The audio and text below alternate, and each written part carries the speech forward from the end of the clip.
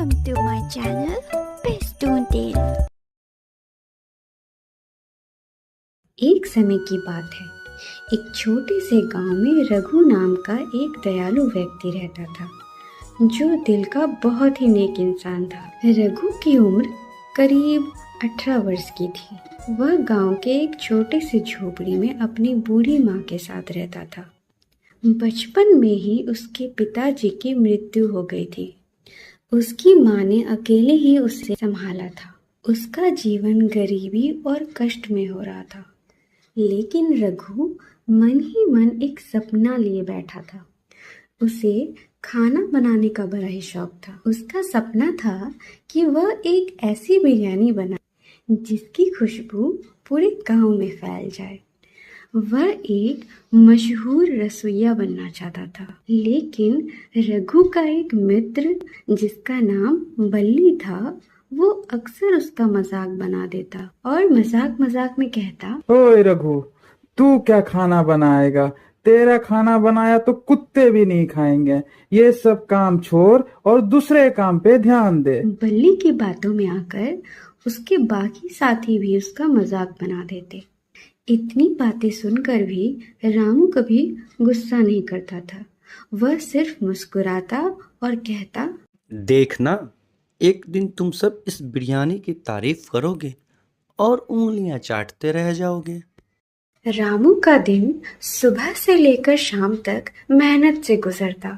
वह गांव के छोटे मोटे काम में मदद करता और जो भी थोड़ी बहुत आमदनी होती उससे अपना घर चलाता। शाम को घर लौटते वक्त बची खुची सब्जियां लेकर जाता, फिर अपनी माँ के साथ रसोई में समय बिताता। रघु की माँ उसे पुरानी रेसिपी बताती। वह बड़े ध्यान से सुनता और सारी बातें झट से समझ जाता। उसकी माँ उसे समझाती कि कैसे मसालों का सही मिश्रण किया जाता है और चावल को कितनी भिगोया जाता। लेकिन गरीबी के कारण अच्छे मसाले नहीं मिल पाते, जिसके कारण खाने में अच्छा स्वाद नहीं आता। कभी कभी तो बस सादा चावल और दाल से काम चलाना पड़ता। रघु इन सब चीजों से तंग आ चुका था। सोच में पड़ जाता कि काश उसके पास भी पैसे होते और वह बाजार से अच्छे मसाले ले आ पाता। फिर उन मसालों से वह बिरयानी बनाता। एक दिन रामू ने ठान लिया कि वह जंगल जाएगा और वहाँ जड़ी बूटियाँ, फल, सब्जियाँ ढूंढ कर लेकर आएगा और उसे बेचकर कुछ पैसे आ जाएंगे।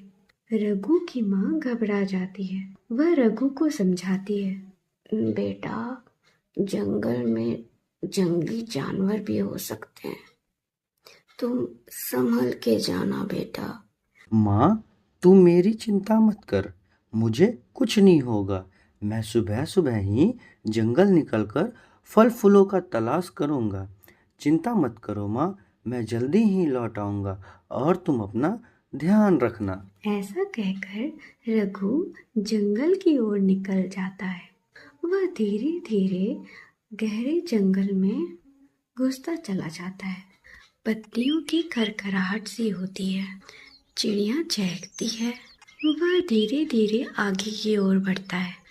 एक जंगली सूअर उसकी ओर आ रहा होता है। तभी रघु अपना रास्ता बदल देता है। रघु की नजर अचानक एक साधु पर पड़ती है, जो ध्यान लगा रहा होता है। कुछ ही समय बाद साधु अपनी आंखें खोलता है और रघु को पुकारता है, बेटा, मेरे पास आओ, मुझे तुम बहुत चिंतित लग रहे हो। फिर रघु बड़ी विनम्रता से कहता है, प्रणाम बाबा, मेरा नाम रघु है। मैं पास के ही गांव से आया हूँ। यहाँ सब्जी, जड़ी बूटियों के खोज के लिए निकला हूँ। मेरी आर्थिक स्थिति कुछ ठीक नहीं है और घर पर बूढ़ी माँ है और मुझे घर अकेले ही संभालना पड़ता है। मेरा सपना है कि मैं एक मशहूर रसोइया बनूं। मेरी माँ कहती है मेरे हाथों में जादू है। मेरा खाना खाकर लोग खुश हो जाएंगे और मुझे दुआएं देंगे। फिर बाबा आश्चर्य हो जाते हैं और उससे पूछते हैं। अरे ये तो बहुत विचित्र सपना है तुम्हारा। लोग बड़ा आदमी बनने का सपना देखते हैं, कुछ शहर जाने का सपना देखते हैं, और तू लोगों को खिलाने का सोच रहा है। और यह ख्याल कहाँ से आया तुम्हें? ये तो बहुत अच्छी बात है। अच्छा बताओ, और क्या क्या सोचते हो तुम? बाबा, मैंने गरीबी देखी है। कभी कभी तो हमें खाना भी नहीं मिलता और माँ भूखे ही सो जाती है, और दूसरों को खिलाना वह तो बहुत पुण्य का काम है। मैं गरीबों से पैसे भी नहीं लूँगा। मुझसे जितनी भी मदद हो सकेगी बाबा, मैं करूँगा।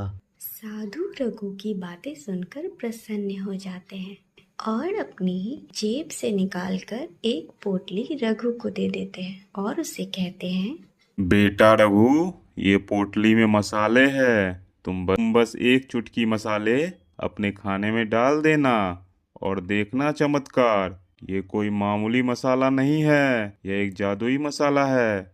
इसको डालते ही तुम्हारा खाना भी अधिक हो जाएगा और बहुत ही स्वादिष्ट हो जाएगा। इतना कहते ही साधु गायब हो जाता है। रघु को विश्वास ही नहीं होता है कि यह सब हकीकत है। उसे लग रहा होता है कि जैसे कोई सपना देख रहा हो। वो घर आता है और अपनी माँ को ये सारी चीजें बताता है। पता है माँ, आज जब मैं जंगल गया तो मुझे एक साधु बाबा मिले। उन्होंने यह जादुई मसाला मुझे दिया और कहा कि जब भी तुम बिरयानी बनाना तो एक चुटकी मसाला अपने बिरयानी में डाल देना, जिससे मेरी बिरयानी भी बहुत हो जाएगी और स्वादिष्ट भी हो जाएगी माँ। फिर उसकी माँ कहती है, अरे क्या सच में ये जादुई मसाला है? चलो देखते हैं बेटा। ये थोड़ी सी चावल तुम्हारी चाची देकर गई है, देखते हैं इससे क्या बन पाता है। रघु की माँ फटाफट चावल भिगोती है और मसालों में वह जादुई मसाला मिश्रित कर देती है। जैसे ही खाना पककर तैयार होता है, दूर दूर तक बड़ी ही स्वादिष्ट खुशबू आ जाती है। उसकी खुशबू से ही पता चल जाता है कि खाना कितना स्वादिष्ट होगा। सबसे पहला निवाला रघु अपनी माँ को देता है। माँ चखकर बहुत ही प्रसन्न हो जाती है। फिर माँ कहती है, अरे वाह, ऐसा खाना तो मैंने कभी नहीं खाया। ऐसा लगता है जैसे कि कोई राजा महाराजा का खाना हो। बेटा रघु, ये तो चमत्कार ही हो गया। भगवान ने हमारी सुन ली बेटा। रघु को रात भर नींद ही नहीं आती है। वह बहुत ही खुश हो जाता है। सुबह होने का इंतजार करता है। अगली सुबह माँ और रघु दोनों मिलकर बिरयानी तैयार करते हैं।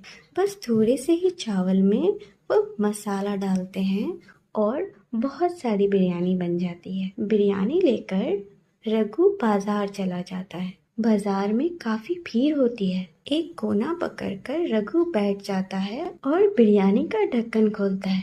ढक्कन के खुलते ही एक स्वादिष्ट सी खुशबू चारों ओर फैल जाती है। लोग बिरयानी की ओर खींचे चले आते हैं।